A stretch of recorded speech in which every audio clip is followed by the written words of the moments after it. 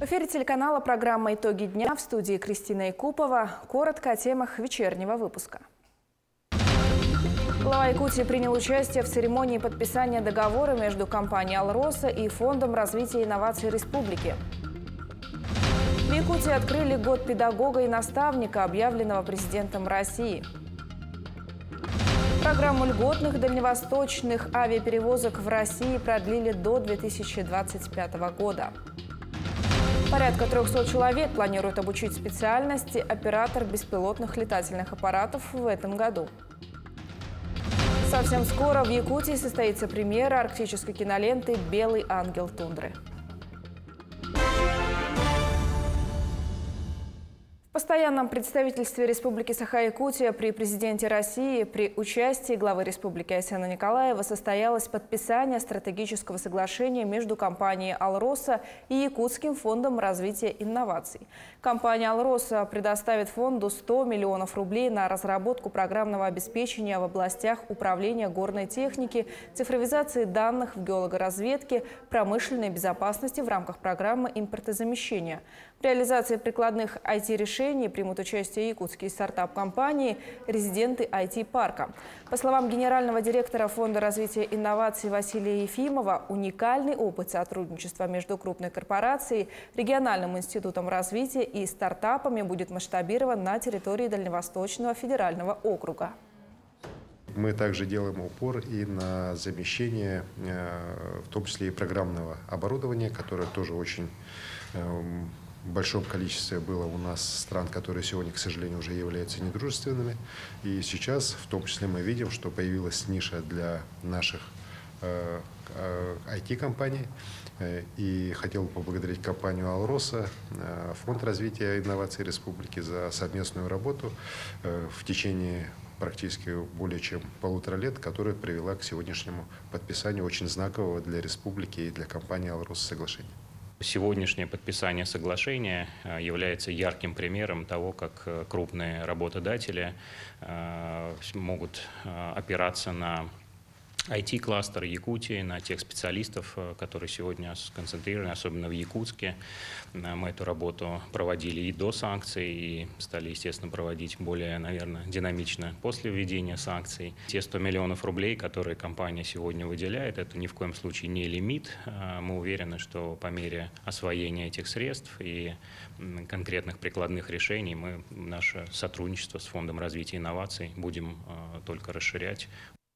Участники специальной военной операции проходят социальную реабилитацию на базе Республиканского социально-оздоровительного центра комплексной реабилитации инвалидов. Там для них организована специальная программа. О том, что она в себя включает, узнавала Мария Кардашевская. Для тех, кто вернулся с передовой, крайне важно безболезненно вернуться в социум.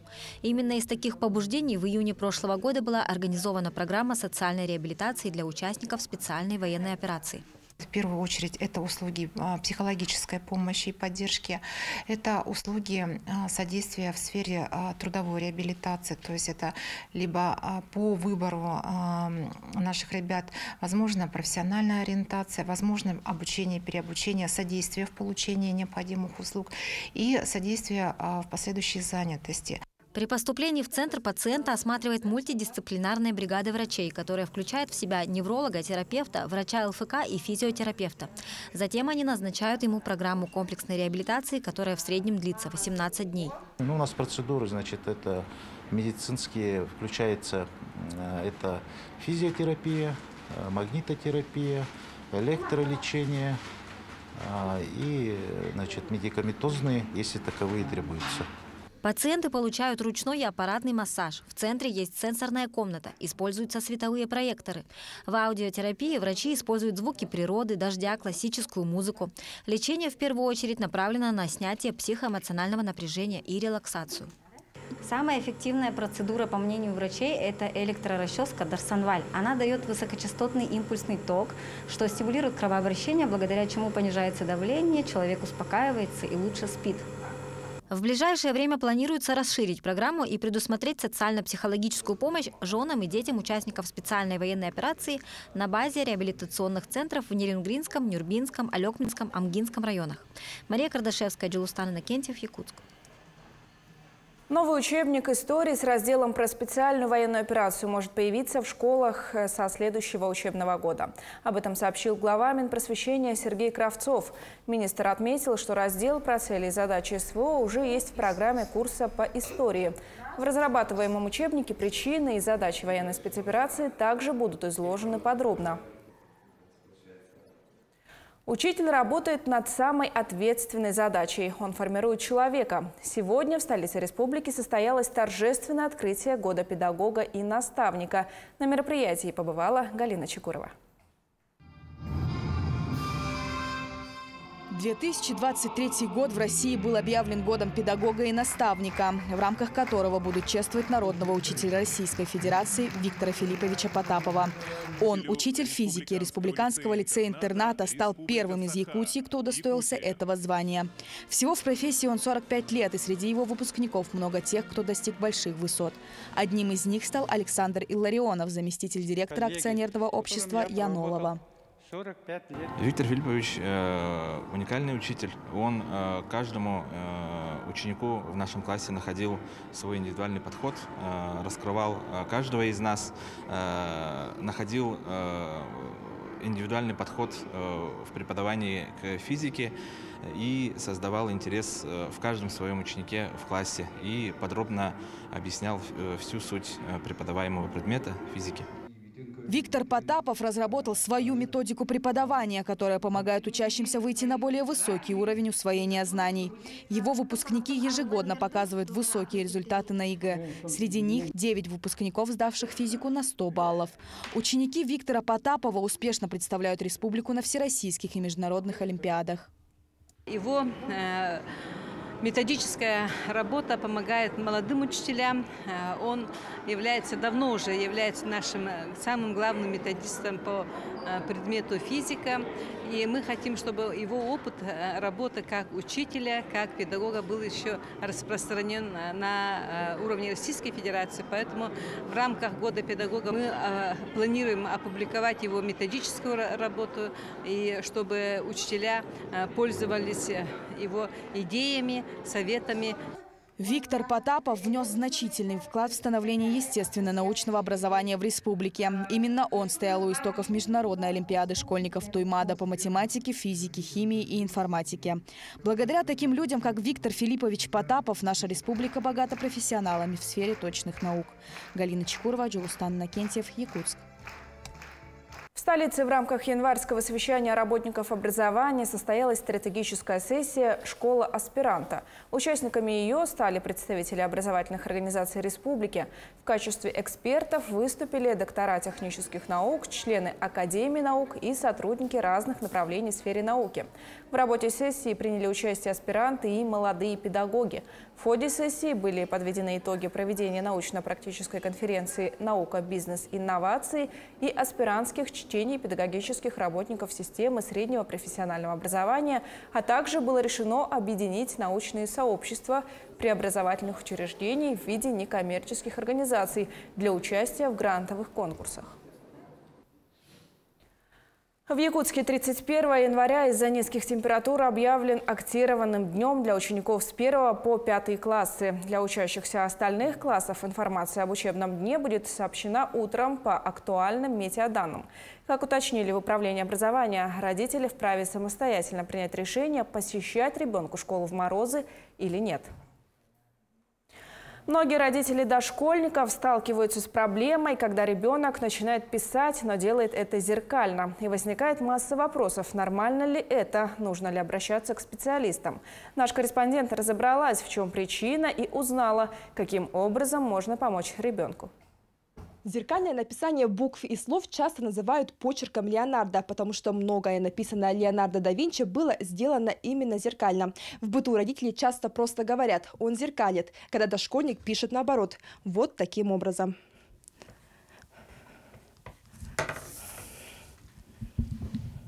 Вправо, лево, вверх ногами. По словам специалистов, неправильное написание цифр и букв до школы допустимо и является показателем нормы. Но сохранившееся зеркальное отображение в возрасте 7-8 лет – это уже отклонение, требующее коррекции.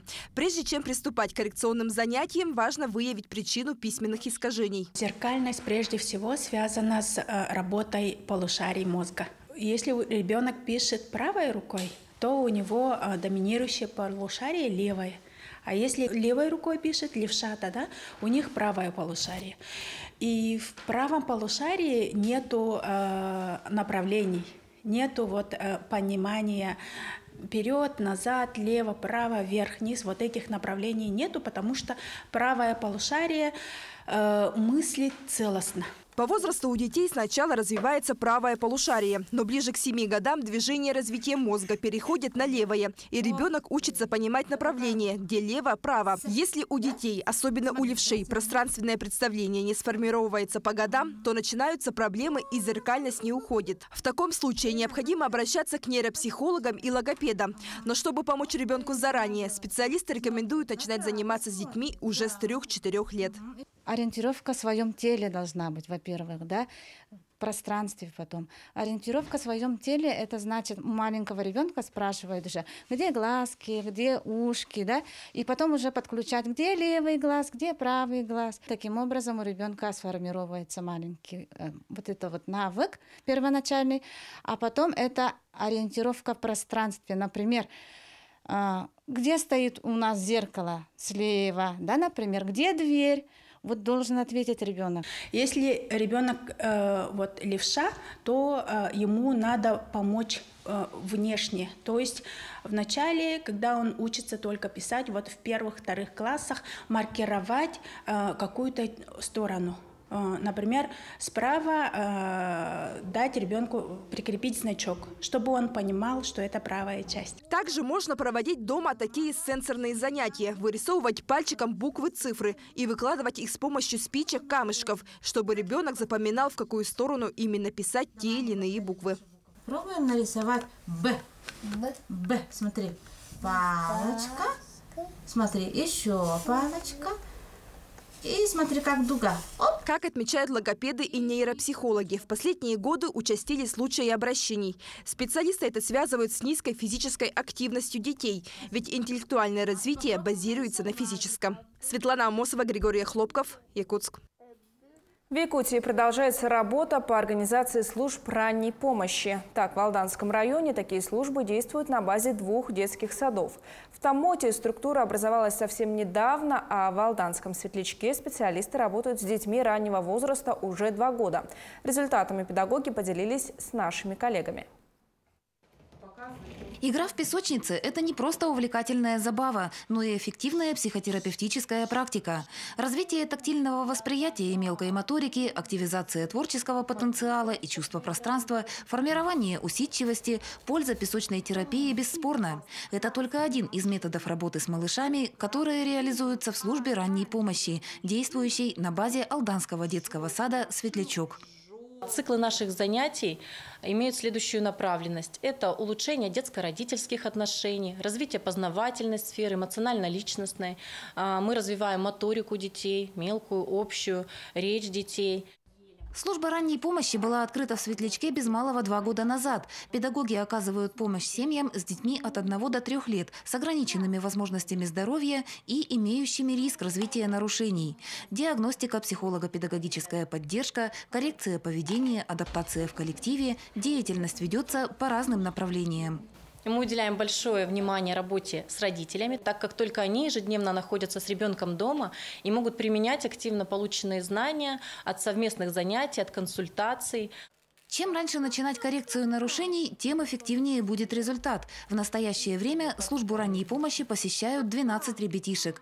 Проходя курс реабилитации, дети начинают говорить, у них развивается память и повышается концентрация внимания. Есть у нас воспитанники, которые занимаются с специалистами службы ранней помощи уже в течение 1 года. Есть те, которые занимаются и получают коррекционную помощь логопеда и психолога уже в течение 2 лет. И результаты очень позитивные.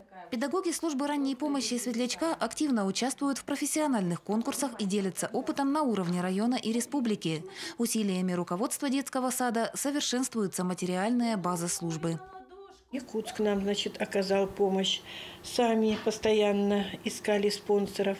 Районная администрация в этом году выделила нам, детскому саду было 55 лет, выделили 40 тысяч. Мы, эти деньги пустили на оборудование как раз для совершенствования этой ранней службы. Сегодня в службе ранней помощи Светлячка с малышами работают психолог и логопед. Также требуется ставка тьютора, который будет оказывать индивидуальное сопровождение ребятишек с особыми образовательными потребностями в детских коллективах. Татьяна Вахнина, Сергей Шипачев, Александр Лукин, Алдан. На переправе Кангалас-Сотинцы грузовик провалился под лед. Водитель успел покинуть кабину самосвала. На переправе до обеспечения безопасного объезда запрещено движение для всех видов автотранспорта. По уточненным данным регионального управления МЧС, водитель превысил допустимую норму грузоподъемности на ледовой переправе. С 17 января на данном участке установлено ограничение по общей массе до 30 тонн. Самосвал провалился в 15 километрах от левого берега. На место происшествия выдвинулись специалисты центра ГИМС. Правительство страны сообщило о продлении программы льготных дальневосточных авиаперевозок до 2025 года. В этом году из федерального бюджета на ее реализацию выделят не менее 6 миллиардов рублей. В прошлом году такие билеты смогли купить более 350 тысяч граждан, а количество субсидированных маршрутов увеличилось до 37. Стоимость перелета в одну сторону составляла от 1 тысячи до 10 тысяч рублей в зависимости от маршрута. Полеты по социально значимым направлениям осуществляет единая дальневосточная авиакомпания. Ее создали в 2020 году по поручению президента России на базе регионального авиаперевозчика «Аврора». Высококлассный специалист для любого предприятия сегодня на вес золота. В ленских авторемонтных мастерских трудится много слесарей, знающих толк в технике. Но есть те, кто в совершенстве выполняет свою работу. Один из них – герой нашего сюжета Николай Аборин. Мужчина и есть тот высококлассный специалист. С ним встретились наши коллеги. Работа на станции техобслуживания «Вольво» кипит с самого утра. Она полна машин всегда. Здесь техническое обслуживание проходит все автомобили «Вольво», работающие в ООО «Алмаз-Дотранс». Автомобиль, который сегодня ремонтирует Николай Аборин, пригнали на техобслуживание. Теперь проводится плановый ремонт. Николай Николаевич работает в паре с Валерием Ларионовым. Мужчинам нужно за 3 дня устранить все поломки на автомобиле. Вот сейчас мы работаем по импакт-часам. Перевели нас на это. И там становится норма времени. На каждую работу дается определенное время. И все. И по норме времени там получается у нас на 60 часов работы по импактовских. Так что сами посудите, насколько это надо растянуть. И даже если рабочий день 8 часов, это получается примерно где-то дня 4. Надо, но мы делаем за 2,5 дня с Валерием. С Валерием Николай Николаевич работает в паре уже 6 лет. Сработались напарники быстро, помогают друг другу, подсказывают, да и дело в слаженной компании ладится быстрее. В авторемонтных мастерских герой нашего сюжета работает с 2010 года. До этого несколько лет трудился в автобазе водителем. Так, я водитель по профессии. Но мне там сказали, пока нету свободной машины, говорят, поработаешь пока слесарем. Работаю почти 24 года уже, пока слесарем. Николай Николаевич умеет устранить любую поломку. Он высококлассный специалист, разбирающийся абсолютно во всем, что касается автомобиля «Вольво». Ему подвластна любая поломка, будь то даже неисправность коробки передач или редуктора. Хороший агрегатчик. Когда пришел к нам, стал хорошим специалистом из ТО «Вольво». Качественно и быстро выполняет свою работу. Знает много узлов и агрегатов. Тем более человек в возрасте уже 63 года. И работает, утрет нос любому молодому специалисту. Руководство предприятия и коллектив очень ценит опытного сотрудника. Для многих Николай Николаевич не только коллега, но и наставник. Он всегда поможет советом, подскажет и даже научит. Он замечательный человек, очень контактный. Я всегда вижу возле него наших ребят. Если приходит молодежь, они всегда возле него крутятся. То есть он хороший человек. Герой нашего сюжета уже несколько лет в пенсионном возрасте, но на заслуженный отдых уходить не собирается. Во-первых, без любимой работы скучно жить, признается мужчина. А во-вторых, финансовый вопрос – это одна из причин продолжать трудиться. Сегодня мужчина помогает своим внукам. Старший учится в колледже в городе Рыбинск. Младшие девочки ходят в школу. В планах у Николая Николаевича выучить внука и, пока будет позволять здоровье, продолжать трудиться на благо СТО «Вольво» и на развитие предприятия «Алмаз-Дотранс». Светлана Болеева, Александр Ильчук, Виталий Андреев, Ленск. На протяжении нескольких лет в Нерюнгринском районе усложняется ситуация по клещевому энцефалиту. В течение 5 лет зарегистрирован рост укусов клещей. Так, в прошлом году в медицинские учреждения обратились 84 человека. В 4 случаях были обнаружены инфицированные насекомые. Главный санитарный врач республики объявил эндемичные территории. Сюда вошли Нерюнгринский, Ленский, Алекминский и Алданский районы. В связи с этим главам поручено разработать комплексный план профилактических мероприятий по уничтожению клещей и обеспечению защиты населения. Не менее 95% граждан района подлежат обязательной вакцинации. Самим гражданам необходимо своевременно в случае нападения клеща обращаться в медицинскую организацию для того, чтобы клеща изъяли, отправили его на лабораторные исследования, а также провели специфическую и неспецифическую профилактику. В случае, если человек вакцинирован, то профилактика проводится только в отношении клещевого боррелиоза, то есть бактериального заболевания. Но если человек не привит, соответственно, еще и специфическая профилактика против клещевого энцефалита в виде постановки иммуноглобулина человеческого, который обеспечит защиту от развития клещевого энцефалита. По статистике Министерства труда, профессия оператора беспилотных летательных аппаратов входит в топ-50 перспективных профессий будущего. В чем преимущество работы на дронах, узнавала Валерия Наумова. Еще совсем недавно это казалось эпизодом из фантастического фильма про будущее с умными машинами. А сейчас это неотъемлемая часть нашей повседневной жизни. Центр подготовки операторов информационных систем, который работает на базе Якутского колледжа связи и энергетики, выпустил уже 27 специалистов, которые могут управлять беспилотными аппаратами. Курсы оператора беспилотных летательных аппаратов проводятся для взрослого населения, имеющего среднее высшее образование. Курсы длятся от 36 часов до 72 часов. Знания могут им пригодиться в их специализации, то есть так как у нас сейчас взрослое население, люди, которые уже работают, они могут их применить по своей специальности.